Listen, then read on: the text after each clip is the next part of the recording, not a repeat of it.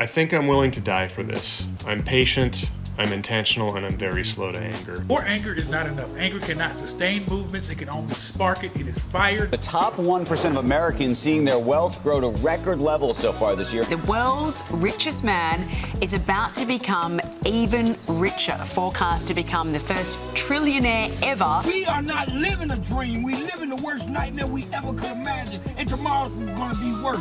Everything is political. I just watched a federal fucking agent shoot a woman in the fucking face. ICE is emboldened when the response are name calling and throwing snowballs. They fired the first shot. I'm not calling for peace anymore. We have to show up with guns. We have to. There's no other way around it. Throughout this last year, this country's had a mirror held to its face and have been forced to watch itself become more fascist and authoritarian.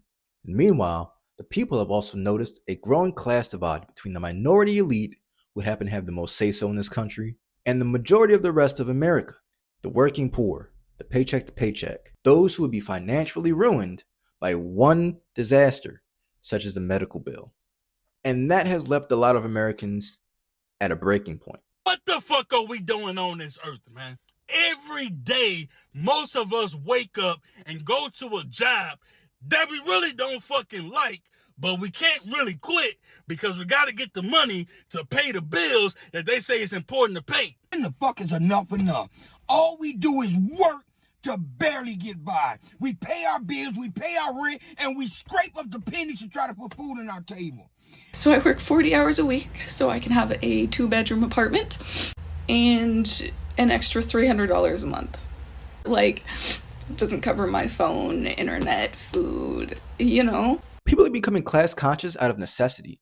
They're seeing America be more favorable towards the wealthy, the ultra wealthy, while leaving us to struggle. It is impossible to sweep under the rug. It is apparent. This country is an oligarchy. It is, and it always was. However, the growing class divide is only one half of America's so-called thirst for a revolution. The other comes from when unchecked power meets apathy by those who are sworn to defend us.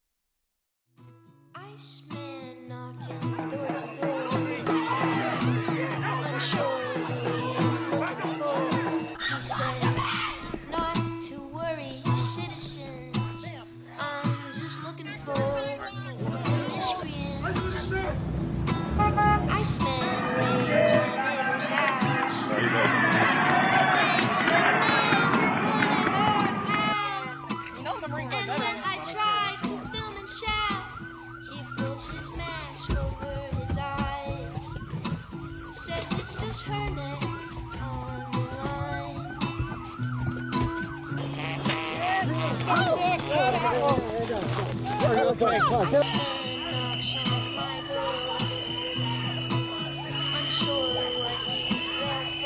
the fucking car. Get out of the car.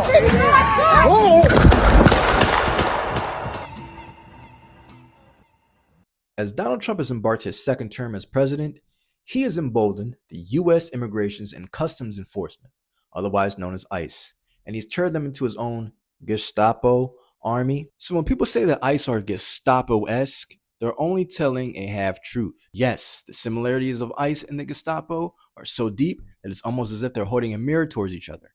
However, a lot of the Nazi regime, including the Nuremberg laws, were not just solely thought of themselves. They studied it from a different country, 1800s America. Many German lawyers in the Third Reich era researched a lot of American laws, such as the Jim Crow one-drop rule, which determined who was Negro and who wasn't, and the landmark decision after the 14th Amendment, Elk versus Wilkins, that determined that Native Americans are not citizens of America and implemented them as their own. Ironically enough, going back to the one-drop rule, lawmakers in Germany found those laws and rules to be too harsh, even to be implemented in Nazi Germany. So instead, they determined that by having at least one Jewish grandparent, they are themselves Jewish. So just remember, even though this does look very 1939, never forget where this all started. Right here in a good US of A. This is not an exaggeration. In 2025, ICE has raided stores, schools, homes, daycares, places of work, and even have just taken people from off of the streets. Hell, As I speak right now, they have all but taken over the state of Minnesota, leaving a lot of citizens kidnapped, assaulted, and even the death of a U.S. civilian, Renee Nicole Good. She is not the first to be murdered by this regime. She most likely will not be the last. As I edit this video, yet another person was murdered by ICE, probably even more brutal than the last. 37-year-old Alex Preddy. Several ICE agents pinned him to the ground, face down, beat him, pistol whipped him, and shot him multiple times. And these types of occurrences will only escalate as we move forward. I don't feel ready for any of this. And this growing sense of panic from Americans is only exacerbated by Donald Trump's lack of accountability and his full-out support and defense of ICE. With no intent of this slowing down and a growing sense that this is only going to get worse, people are looking towards their local and state politicians to offer them any sort of support. And their answers are not good. Looking at the video, there seemed no justification for what these agents did. The killing of Renee Nicole Good was an abomination, a disgrace. Should ICE be abolished, Senator? Would you make restricting ICE a red line in the funding fight? Must that be part of any funding bill? I have lots of problems with ICE. Should it be abolished? Thank you. Our focus right now, in terms of the appropriations bills, are getting the 3 bills that are going to be on the floor today over the finish line. You're angry. I'm angry.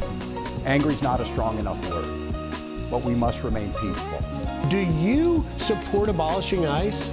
I do not support abolishing ICE. This puts us in a serious bind, a rock and a hard place situation. On one side, we have a bloodlusted army that has turned loose on its citizens with no regard for law or due process because they face no punishment. And on the other side, we have a set of politicians who seem to not have our safety as their top priority.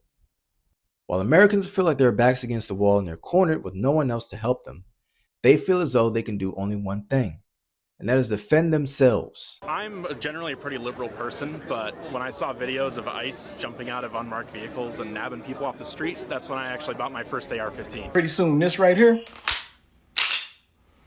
it's gonna be our only way up out of this shit. Call it whatever you want. A revolution, a civil war, doesn't matter. People would like change. The only question is, what are people willing to do, endure, and sacrifice for said change? Because now people are facing another reality check, and that is simply using their words and peacefully protesting without the threat of any disruption would not enact the change that they would like. It is no secret, this administration and every other administration that's come before it is only subservient to their wealthy donors and the corporations that they own. And the only way for us, the citizens, to get this administration and this government to listen to our demands is to hurt these corporations' bottom dollar through strikes, through boycotting, through mass exits. However, these actions require a collective unity and an anti-consumerism and anti-capitalist mindset that a lot of Americans are not used to and are foreign to them. That is to say, that is the only non-violent way that we can force the government to meet our needs. There is a more violent and guerrilla-style approach to forcing this government's hand. And the Second Amendment is in the Constitution for a reason. And that reason is when the government becomes more tyrannical and our voices are unheard. And as Martin Luther King has been famously quoted, a riot is the language of the unheard. I would rather that not be our first choice. Not saying I don't want that as a choice at all, but I'd rather it not be the first. However, seeming that we're in the first phase of a new civil war, I feel as though that might be inevitable. And that is the impasse that we're in. We can enact change. We can force this government to bend to us instead of having it the other way around. But do Americans have the discipline that is required to do so? I want to be proven wrong, but I don't know. Iceman knocking door to door, unsure who he's looking for.